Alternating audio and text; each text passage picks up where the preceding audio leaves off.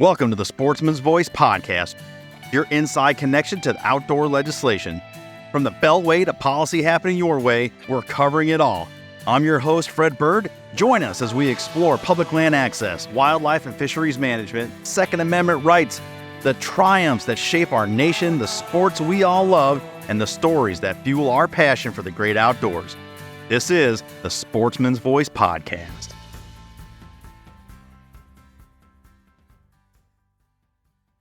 Welcome back, ladies and gentlemen, to this feature edition of the Sportsman's Voice podcast. It's been a minute since we've had a policy update. We've been very busy, and from the content you guys have been following along with, know exactly that. If you're a weekly listener and you've tuned into the roundup, you kept up with some of the stuff that we've been engaging on, some of the highlights. But I want to give you the big deep dive here for this feature program, and in doing so, invited our Vice President of Policy, Brent Miller, back to the stage here. It's been a little bit since you guys have heard from him, but it's always a good conversation. And Brent's decade and a half plus of policy, especially here at CSF, always brings a clear message sometimes from where he sits and all his great experience. So without further ado, Brent, welcome back to the program. We're glad to have you. Hey, Brent, thanks for having me back. Good to be with you today. No doubt. It's I said it was busy. It's probably not the right term. It is busy, even though some of the most of these states have wrapped, or some states are in opposite calendars and they didn't even meet this year.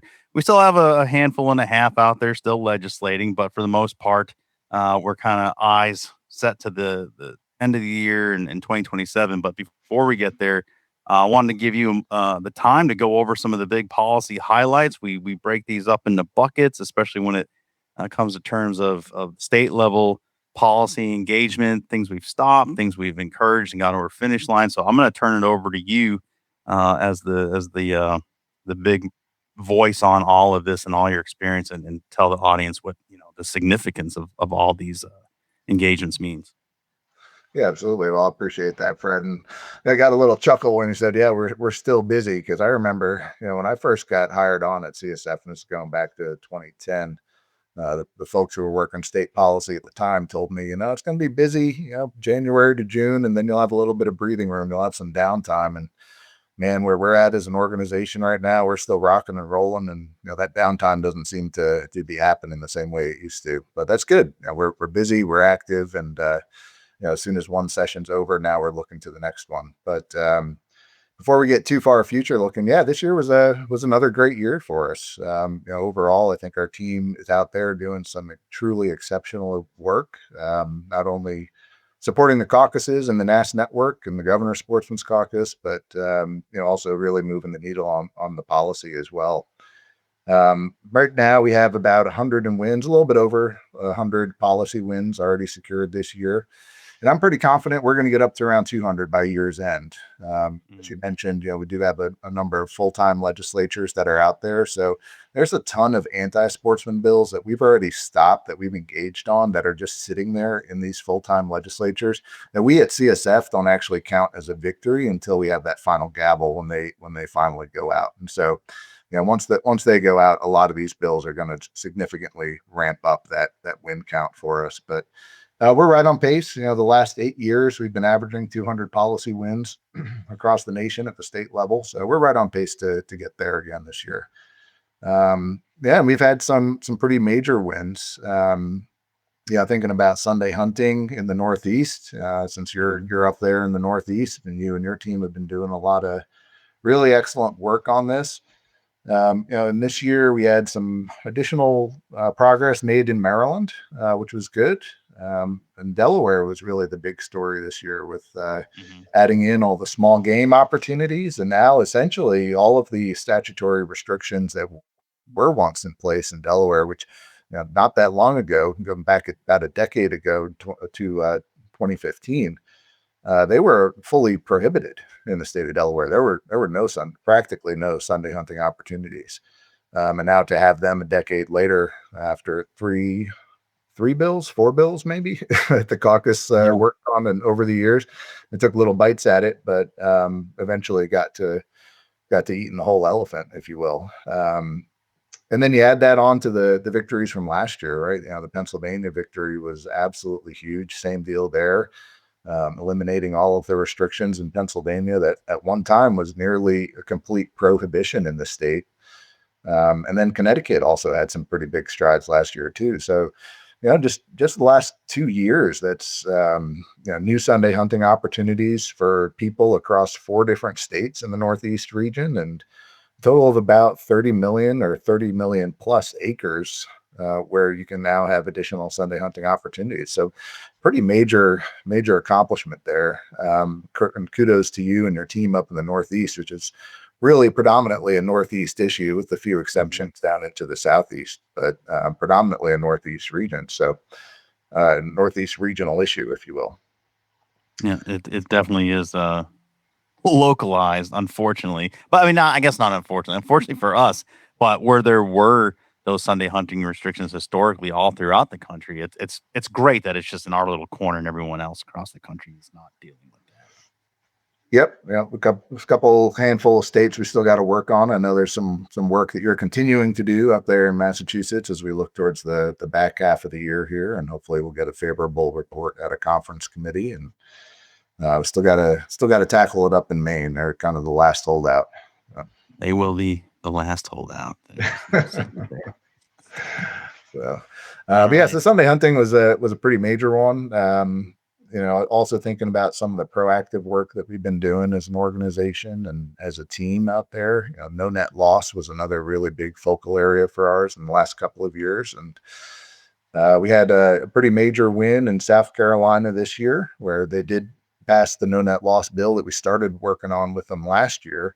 We got about 300,000 acres of hunting access permanently protected in the state of South Carolina as a result of that. And then that's additive to what we did in Arkansas. So, pretty good wins there for hunting access. And then thinking about conservation funding. Yeah, go ahead. I just really quickly for maybe audience members that are new to it or perhaps haven't heard that term, no net loss. Just give the audience a quick summarization of what that means and why it's important for our sporting community.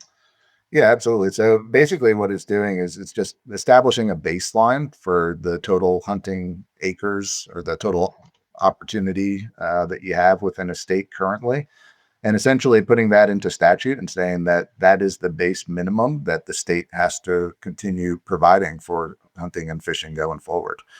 So it sets a bar not to be crossed. It doesn't mean the state can't open up additional opportunities. And, we have seen states do that. In fact, some of these no net loss statutes that were first put in place 15 years ago, 20 years ago, we're now going back in and just modifying the start date and the year. And we're capturing hundreds of thousands of additional acres that the state has now added into their land holdings and opened up for hunting and fishing access, and now putting those into permanent protections as well. Great. Thank you for that breakdown. Absolutely. Another big focal area for us, and this is really year after year after year, but conservation funding seems like it's never going away. The state agencies are, in many cases, a bit strapped, and inflationary pressures being what they are. The cost of delivering conservation and putting good conservation on the ground has increased. So trying to figure out new ways to support the agencies and delivering their missions. And this year alone, we had a 9-figure impact, I believe, on conservation funding, around $143 million that were either secured or protected at the state level.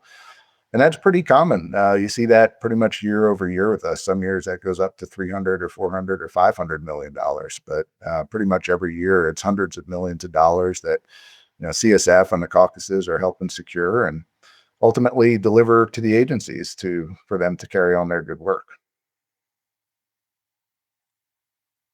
Yeah, that to your point, it just is perennial. And in one form of another, it seems to crop up. And again, the weekly audience gets a cornucopia, if you will, of examples of all of this, from attacks on traditional ammunition and trying to ban it to attacks on semi-automatic platforms that many upland turkey waterfowl hunters use. And, without those access, we're losing funding. um, down to state agency level, not increasing fees, not keeping up with the times. You mentioned inflation at the beginning of your remarks, so it comes in all different flavors. So, and to your point, it's not going to go away because of what I just said, and then all the stuff in between.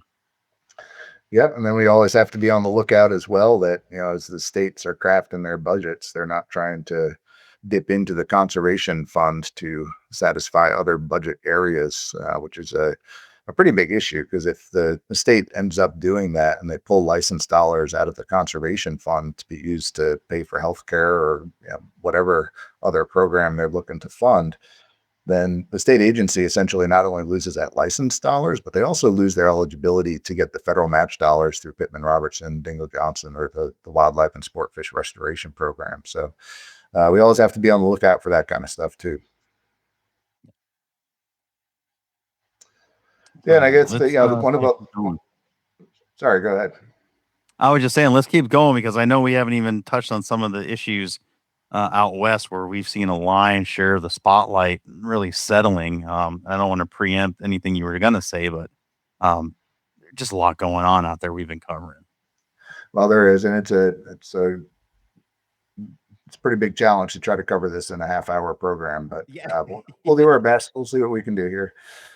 But yeah, I did also want, before we get out west, and I'm sure you're talking Oregon in that, which we'll definitely dive into that. But did want to also highlight the hunter ed in the schools work that we did over the last year, which is another major proactive initiative that we've been trying to bring out to the states and encourage state caucuses to work on and introduce legislation on. And we did have 2 bills cross the finish line this year down in Tennessee and Georgia.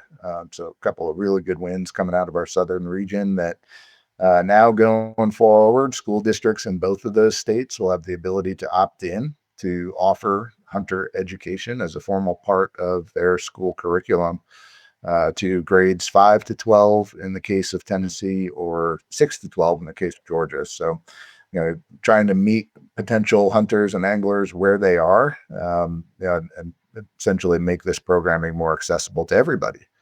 So everybody has an opportunity to hear about what hunting and fishing really is and, see if they want to do it themselves. And it really goes right back to the funding conversation. Getting those young people interested and hopefully continuing on the traditions and being involved in that will lead directly to license sales and then all the other stuff that comes with it. Because as we've often talked about, without replacing what we have now, and we're definitely in a generational deficit as the boomer age class is not participating or moving on in their existence. We got a replacement issue. So this legislation, these programs are fantastic and certainly good models for other states to emulate, take a look at, and see how they can also do it. Because again, it's a self-feeding funding machine, and they'll have to start robbing from other places if we don't exist, and we're not going to be the cookie jar they come after. So that'll be an issue for those states. That's right. That's right. But yeah, then turning to the West, the defeat of Oregon IP28 was definitely one of the bigger headlines this year. That was the Peace Act, as they termed it, but essentially it would have banned all hunting and fishing in the state, all trapping in the state, most farming in the state in terms of animal husbandry. And there's some wild stuff in there that even standard animal husbandry practices like artificial insemination would have been classified as sexual assault. I mean, it was off the walls. But this is the third iteration of this. CSF has been working against this since 2021. I think they were first pushing it for the 2022 ballot and ended up failing there before it got to the ballot. Same in 2024. And now, thankfully, in 2026, it has as well, although this is the closest that they've ever come to actually getting it through and getting it onto the ballot. So, thankfully, they miscalculated their signature gathering as they went through that process. And so they didn't come up with the required number of signatures.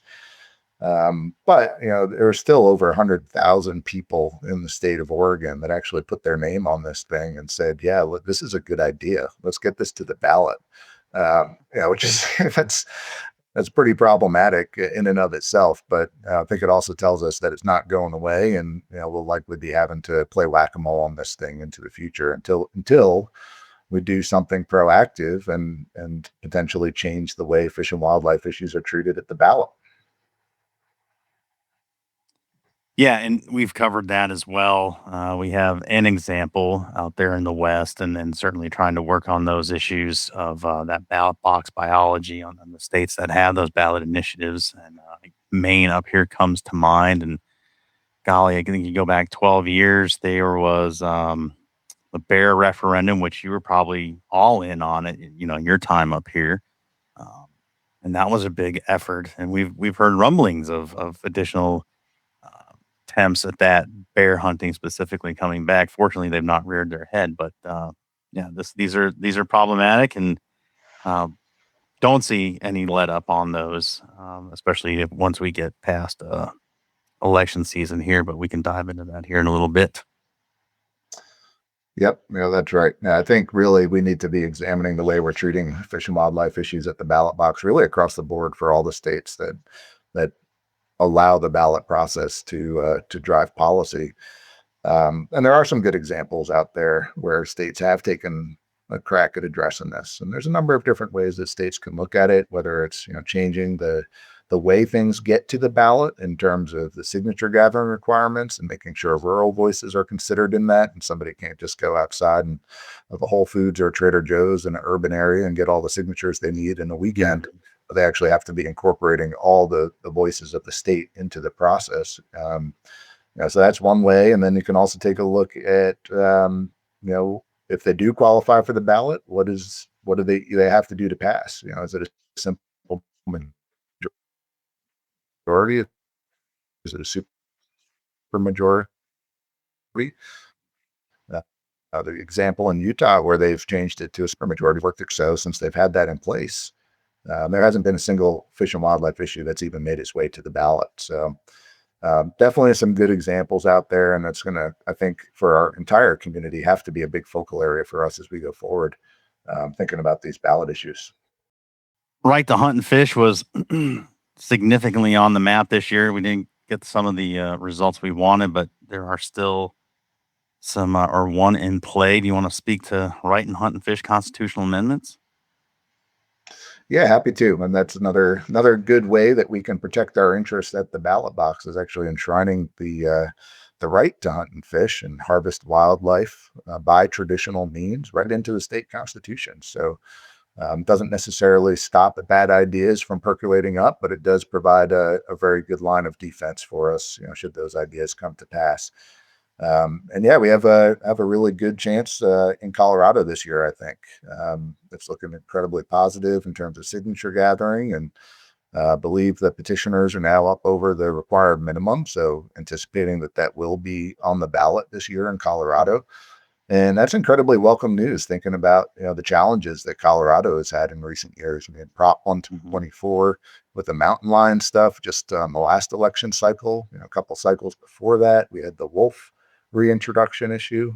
So Colorado is definitely in need of some further protections, and I'm very happy to see where this is at in the process. Yeah, when we initially started reporting on Colorado, it was a pleasant surprise, truly, because there was whispers in the wind, but it didn't sound like anything was really, grabbing. Um, it was taking hold there, and then all of a sudden, holy smokes, here we are, and then it did, and there was a groundswell of support, and it's good to hear your reporting on that and the current status of it. So certainly, we'll continue to report on that and keep the audience up to date because November 3rd is not very far from now, as we're here on the calendar. It is coming up. It is. Yep. But yeah, like you said, there were a couple of other right to hunt and fish issues that we were working on this year, and you're close to both of them there in Delaware, and also up into Maine. If you wanted to peel back the layers on those at all. Well, I mean, Maine was a good closing of a chapter, if you will, wasn't the exact constitutional amendment traditionally that we try to get over and what we're trying to do in Colorado.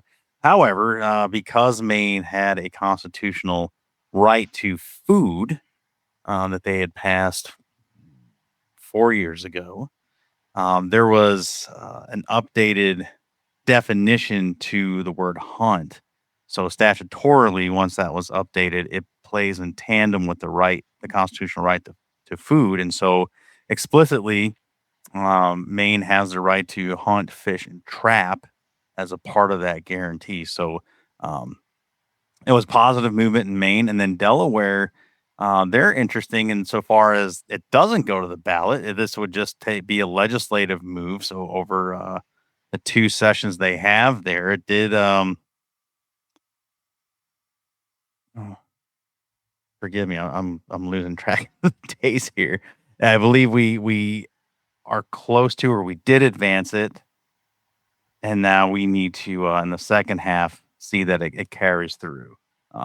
It did advance. I'm jogging my memory now because we're so busy on other things for the back half of the year.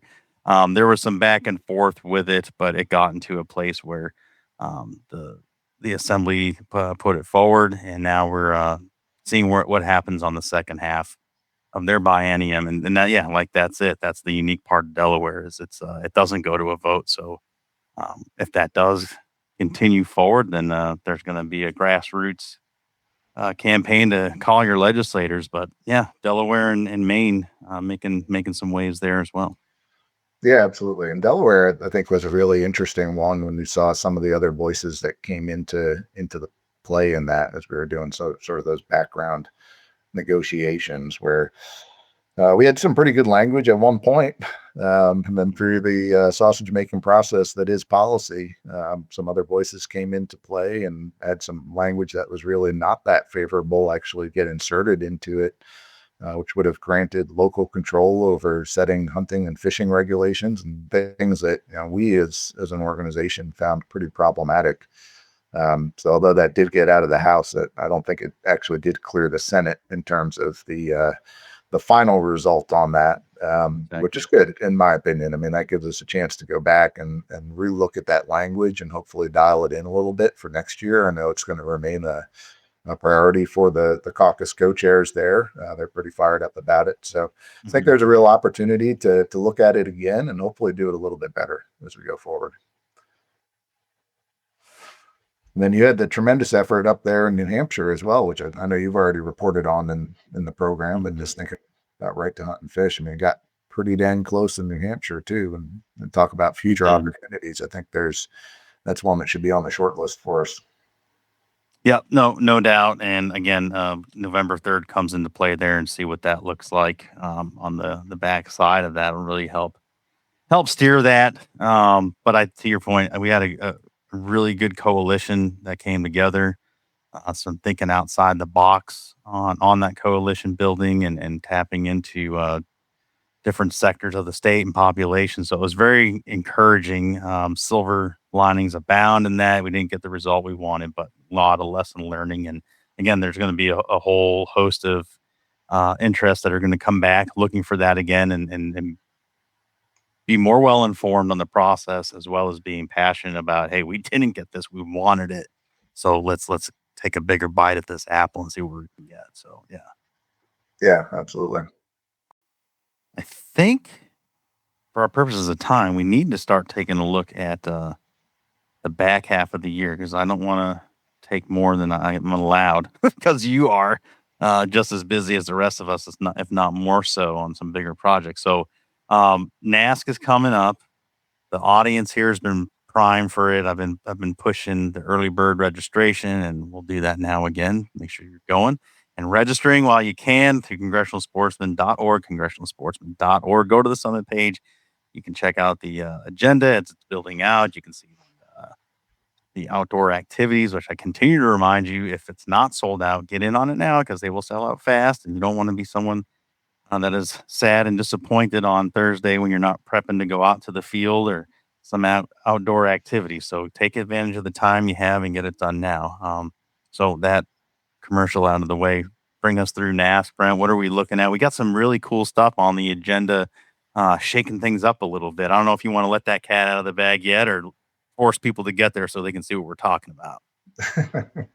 No, yeah, I'm happy to tease that, and you'll see some of that on the agenda on the website that Fred mentioned there, if you do go there. But yeah, at CSF, I mean, we're not shy about you know steering too far away from controversial topics. I mean, I think one of the big benefits of the NASC program and of the NASC summit specifically is that we'll tackle all topics that are relevant to sportsmen and women, and we'll present both sides, and we'll get all of the information out there, so that legislators have all of that information and they can make informed decisions as they go into their future legislative sessions. And that's really one of the great things about the timing of this is that this hits right at the end of the year, right in December. And so this is essentially legislators taking ideas from the summit and going back home and thinking about that and seeing if it works for their state. But yeah, there are a couple of the more controversial topics, or I should say more polarizing topics, if you will,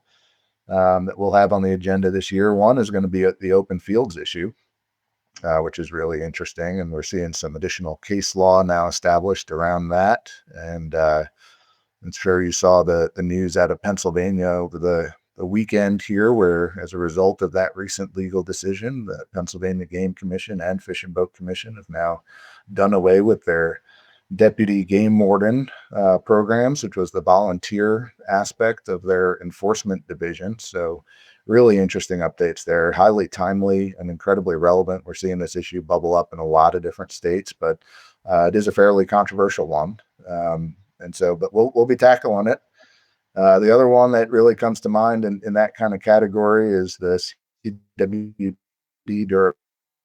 durability stuff, which is coming out of Oklahoma, which is where the summit will be.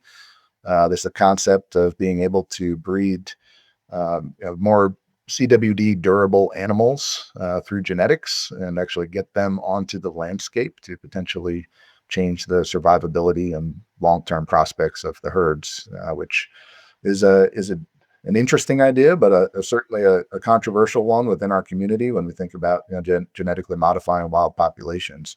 But we'll have both sides represented at the summit, and we'll be tackling that one as well. Get your popcorn. It'll be That's interesting. Right. It'll be a lot of fun, especially if you're in the audience. That's right. But we have a lot of really good future looking stuff too. And one of the ones that I'm the most excited about as we go into the NASC summit this year is this new conservation literacy initiative that we're working on. Mm-hmm. And this is going to be front and center for us in our plenary session. It's going to be a really big focus. And this is something that we've been partnering on with our friends over at the South Carolina Waterfowl Association and their Outdoor Heritage Institute. And their president, CEO, David Walicki, serves on our board of directors. And we've been working hand in hand on this. And in 2025, we got the program passed through Senate Bill 165 that established a conservation fund within the DNR. And there's kind of two tracks to this. So the funds that are in this overall conservation fund can either be used for in-school classroom education by agency or nonprofit staff, or it can be used for granting purposes to actually get students funds to go to hands-on, experiential type learning and conservation with 1 to 3 day overnight programs at accredited camps throughout the state. But either way, both of those tracks, it's written right into the legislation that there's going to have to be some education on the North American model of wildlife conservation built right into that. So, what they've done in South Carolina, I think, is a great model. 25, they passed the bill. 26, they went back and they got a $1.5 million appropriation to fund this. And so they're now off and running. But we're working with SCWA and again, their Outdoor Heritage Institute to now take a look at doing this nationally, to broaden this out. And we'll be running a 3-year pilot program where we hope to get another 3 to 5 states to actually pass legislation on this in the next 3 years. To test the viability of it and start getting real data in terms of how this program's moving the needle, not just for R3 purposes, but whether or not somebody actually picks up a bow or picks up a fishing rod and ultimately becomes a license purchaser. every fourth grader in the state is now going to have access to this conservation education, where they're going to be able to understand the role of hunting and fishing in conservation and the benefits that we provide and the interconnectedness of our passions and conservation delivery. And so in terms of public perception for future generations on the things that we care about, I think it's going to be a real game changer for us. Obviously, it's easy to say that now because the data won't come in and for another, at least 14 years or so until these kids are voting age. But I think there's some real good prospect on this one. The age demo is great, and I feel like you look at grades 4 through 6, and it's kind of a sweet spot in childhood where you're not completely dependent on parents insofar as being outside and you're wandering about. And I grew up catching frogs and playing war and making mud forts and doing all these things. My point to this is most kids want to be outside. They want to be getting dirty. They want to be having these adventures in their head and playing out and pretend or whatever it is in real time. So that age group, just getting them out there and giving that opportunity, they're so susceptible to a good time and absorbing that information and then taking it forward. So the model is fantastic, and yeah, we want to see more states get involved, and you can surely be seeing that coming down the line. Efforts anyway, being proactive and at least having conversations in your states, especially if you're a caucus leader or you're in the caucus and you're tuning in, listening. So, look out for that conversation. Look forward to it. All right, Brent. We're up against it here. What else That's do we right. want Be to? interesting. We want to be talking to you. Like you said, and that's really what um, what research shows is the age bracket, if you will, the greatest likelihood of actually absorbing and developing conservation literacy that ultimately translates into steward that right into the design of this. In the time we have left here, Brent, let's take it beyond NAS. Just have a quick look toward the end of the year. Um, the election's coming up. What does that mean for us and our planning? Um, and then full steam ahead for 2027. Yeah, absolutely. So, in terms of the elections, just underscore that, of course, we're a 501c3 organization, so we don't get involved in actual campaigns or endorsing candidates or anything of that nature. But as it intersects with our work, obviously we do work with and support caucuses of elected officials. So elections have real consequences on that. And as we look into the next year, we know, for example, that in the governor's sportsman's caucus, we're going to have a lot of ground that we have to make up next year as we think about our recruitment efforts. They're going to be starting right in January. But right now, we got 29 members of our governor's caucus. 10 of those are not even going to be on the ballot this year. So at a minimum, we have to replace at least a third of our caucus, and another 16 of our members actually will be on the ballot and have races this year. And some are tight, some are not. But again, at a minimum, about a third of our governors, we're going to have to do some recruitment efforts to get those ranks up again. Which is fine. And we do this after every election cycle, obviously. And then in the NAS network, typically we see about 20% attrition across the board at the national level. So, we'll be somewhere, we'll end the year probably right around 2,400 legislators in the NAS network. And so you can think we'll probably be in the 1,900 or so range after elections. So again, a little bit of an opportunity to bring in some new voices and get some new folks involved in the caucus. Post-election, we'll certainly be ramping it up and providing the opportunity to all the newly elected folks to at least consider joining and get those numbers back up as we look to start working with them on policy once they get sworn in. Yes, a full plate of proactive policy for all those freshman legislators. We look forward to putting that in your hands. Right, with all the political clout that freshmen would bring with them. So Yeah, yeah. Well, at least get with your caucus leadership, and they'll help you out from there. that's right. That's right. Well, Every- our plates are full. They continue to be full. And the beat don't stop, as they say. So back end, there's a lot of fun stuff to be had as it concerns policy, but that parlays right into immediate work. And again, NASC, and we've talked about on the show, the opportunity for collaboration. These are conversations that you can't have anywhere else. I mean, you can do it over a phone or a Zoom meeting, and that's one thing, but to share space, to break bread together, to have those off-hour conversations in a banquet hall or in the hotel bar. A lot of sharing gets done there, and lessons learned from, say, a Tennessee or a Georgia that got Hunter Ed um, in the schools, and someone in the Northeast or somewhere out west are like, "Hey, that's a great idea. What did you do? What were the shortfalls?" Those conversations are had, and all that networking happens there, which is why it's so important for people to go. And Brent, you can hit on this. Every time we hear from somebody that's known about NAS and they finally go, they're like, I get it. I don't know why it took me so long, but I'm never missing it again. Yeah, that's exactly right. But yeah, we do hear that all the time from attendees, and not just legislators, but really other people in our community and industry and state agency staff.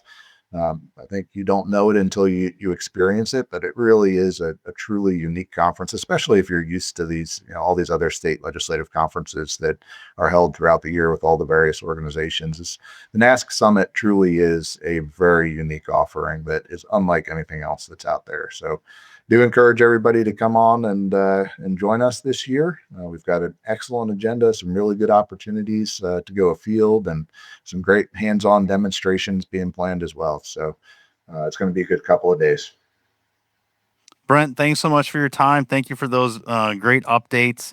And we'll look forward to seeing you at NASC. We'll certainly talk. We'll have the whole NASC sessions again for the podcast being recorded. And again, full steam ahead to 2027. It's great to see you, sir. We'll do this again real soon.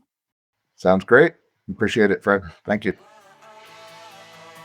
Thanks for joining us on this edition of the Sportsman's Voice podcast. Ladies and gentlemen, your support is crucial, and you can help us out right now by leaving a review, filling in those 5 stars where available, sharing this episode with friends and family, and engaging with us socially. CSF can be found on Facebook, Instagram, and X, formerly known as Twitter. Together, we can protect the outdoor sports we love and continue to keep you informed wherever you are. That's it for this week. Until next time, we'll see you later.